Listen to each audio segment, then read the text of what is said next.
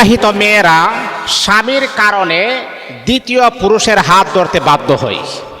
এটা কি আপনারা জানেন? একজন নারী স্বামীর কারণে দ্বিতীয় পুরুষের হাত ধরতে 100% বাধ্য হয়।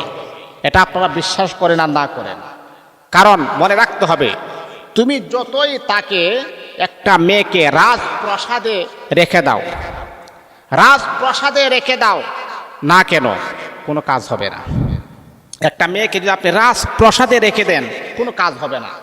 আর আপনি যদি তাকে মনে করেন ঘা ভর্তি গহনা দাও, গহনা দাও না কেন, কোনো কাজ হবে না। একটা মেয়েকে যদি আপনি রাজপ্রাসাদে রেখে দেন কিন্তু আপনি তাকে সময় দিলেন না, কোনো কাজ হবে না। একটা মেয়েকে যদি আপনি ঘা ভর্তি স্বর্ণ অলংকার তাকে পরিয়ে দেন, তারপরে মেয়েটাকে আপনি আটকে রাখতে পারবেন না। একটা মেয়েকে যদি আপনি বিভিন্ন শপিং মলে প্রত্যেক দিন যদি আপনি তাকে মার্কেট করায় দেন, কোনো কাজ হবে না। একটা মেয়েকে যদি আপনি তাকে কোনো কিছুর অভাবও না দেন, কোনো কাজ হবে না। কিন্তু জানেন আপনি, যতক্ষণ পর্যন্ত তাকে যদি আপনি ভালোবাসাটা না দেন, একটা মেয়ে কি চাই জানেন? আপনার কাছে ঘা ভর্তি স্বর্ণ চাই না, আপনার কাছে রাজপ্রাসাদ চাই না, আপনার কাছে প্রত্যেক দিন শপিং করতে চাই না। সে চায় আপনার ভালোবাসা, সে চায় আপনার মহব্বত, সে চায় আপনার মায়া। একটা মেয়েকে যদি আপনি মায়া না করতে পারেন, ভালোবাসা না দিতে পারেন, রাজপ্রাসাদ দিয়ে এই মেয়েটাকে আপনি কখনো আটকে রাখতে পারবেন না।